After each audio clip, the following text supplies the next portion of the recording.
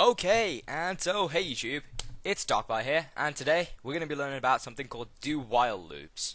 Now, what's a do-while loop? Well, we already learned about while loops, but basically a do-while loop is basically just a while loop, but structured a bit differently, and it has a special thing that I'm going to tell you about in a sec.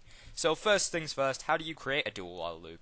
So it's very similar to creating a while loop, so you just write do, and it comes up with a keyword. You open this up, and then you put in the while condition here. So while, and I'm pretty sure some of you will have realized what this is already, but basically say 1 is equal to 1.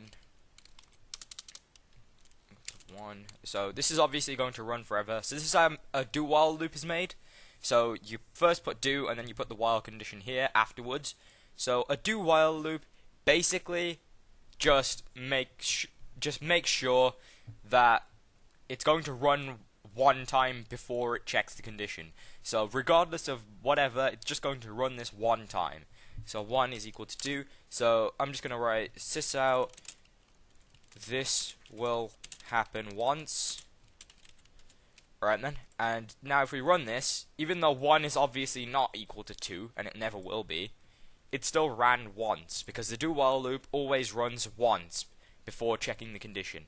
So how can this be used in programming? So say I decide I'm going to make my little internet program thing, and I make IPT,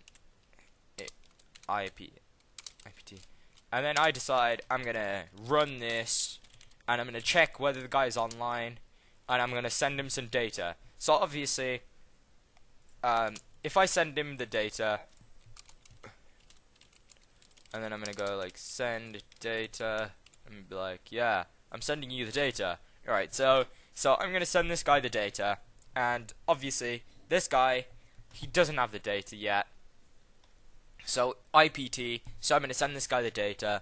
So obviously if he didn't receive the data and we didn't get a reply back, then we still want to, we want to run it once before we stop deciding to run it. So we want to send it once, and if it is, so if he has basically, so if he has replied, then we'll keep running that over and keep sending the rest of the data that we're sending.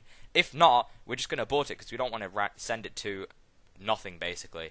So yeah, that's just one use. There's tons of other uses. You can use it in it's mainly used a lot inside net programming and stuff, but it can be used for other things. You guys can pick whatever you guys want to use it for. So thanks for watching, guys. It was a small tutorial just like last one, but as you can see, these kind of slightly more advanced tutorials are easier, but they're also a bit shorter because I don't have to explain the basics to you guys again. Alright, so thanks for watching, guys, and I'll see you guys next time. Okay. Oh, whoops.